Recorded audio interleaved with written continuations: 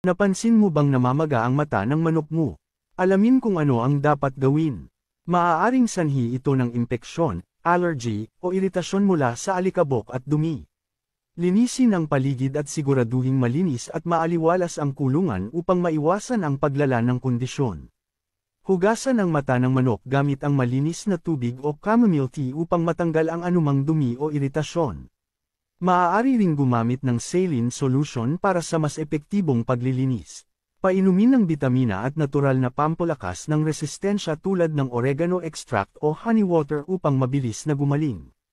Kung may kasamang sipon, bahing, o pamamaga ng mukha, maaaring senyales ito ng mas malalang impeksyon.